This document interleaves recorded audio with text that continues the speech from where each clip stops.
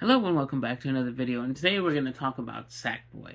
But before we can do that, unfortunately we have to play my terrible intro that I use for these videos. I beat this game, so how was it? Now, I didn't get everything in the game. I got 312 out of the 325 blue orbs, pretty much just because the last knitted night trial is like a 30-minute race, and if you die once, then you have to start over. So I got about a third of the way in, called it good enough. I also didn't bother getting all the golds, but I played every level and got all the blue orbs and everywhere else besides that one place, and I call that finished. Now, before we get too much into that game, I want to talk about the origins of the whole series.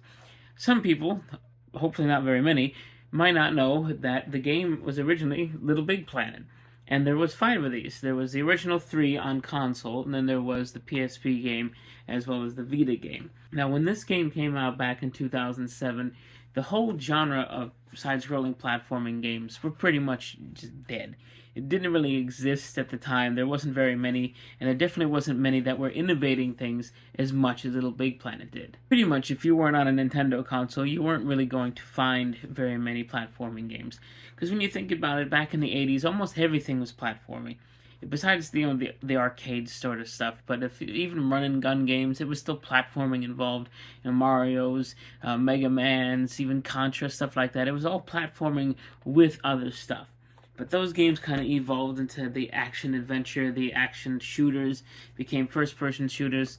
When this came out, Call of Duty was really in its biggest prime moments with the Modern Warfare and the original Black Ops games. So games like this, there wasn't very many of them. But yet this one still stuck around. It had a pretty decent following and was very fun to play. And it's made it all the way up to now on the PS5. So how was this game in particular? Well, most of the games were kind of like 2.5D, where you kind of just went left and right on a 3D-ish background area. This one was more full 3D. In fact, it really was full 3D.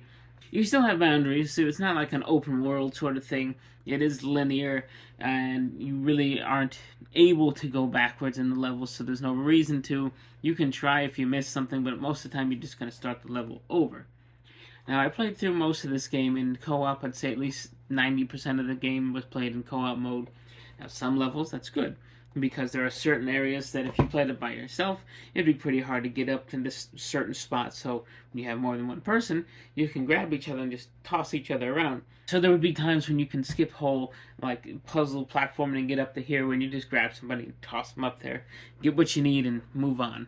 So the story of this game, this guy right here in the background, Vex, is pretty much turning the whole world into like a nightmare world, and you are the knitted knight who will make his way all the way to Vex and stop him from doing all his evil stuff.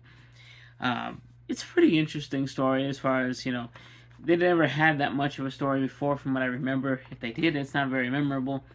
This one, I don't think it's going to be all that memorable down the road. But at the moment, it kind of shone more light into the universe of Sackboy and all that. So the gameplay out of it, how did it translate into 3D? Well, I think it turned out pretty well. There are certain moments, though, where some of the gameplay elements aren't the best. It does use motion controls in one part of the game when you're on these little platforms and you have to tilt around, which motion controls have no place in any game. They have never worked, and they never will. I wish they would give up, to be fully honest. It might work in VR, but that's completely different. So the levels are pretty varied. Of course, you have your usual theme. You have a more like foresty, fieldy area. Then you have a water one. You have a space one. But they don't ever feel that repetitive. All the levels seem varied enough. You can see some of them back here on the back of the box. They have their own puzzles. They have their own little, almost like mini games sometimes within the levels, and they're pretty fun. Now, after you beat Vex, you go on to, I believe it's called the Wonder Plane, or something along those lines, where it's kind of like the bonus levels, and those are just every aspect of the game ramped up to 1,000%. And they're fun, but at the same time, it kind of highlights what makes some of the gameplay aspects bad.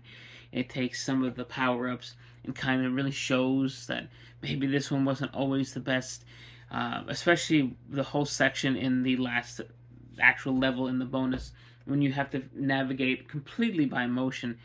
It kind of like highlights the fact that maybe that wasn't the best part of the game. But overall, I'd still give this thing at least an 8 out of 10. I definitely recommend it. It's not expensive.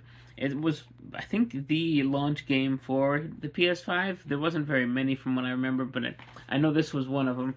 And of course, as time goes on, it's just going to get cheaper and cheaper.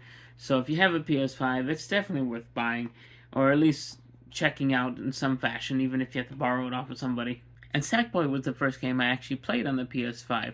I've actually had two PS5s. The first one I bought for a discounted price, thinking I could fix the problem it had, but it turns out it had a small hardware failure which stopped the whole system from working properly.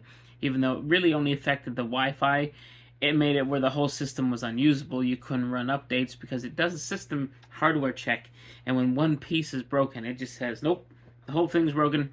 Sorry, you gotta throw it out. But if you didn't do the update, you could still play the games, and that's what I did. Is I played Sackboy on that one until I got another PS5, and then now I finally played through the whole game. So I hope you enjoyed watching. Check this out, and I'll see you in the next one.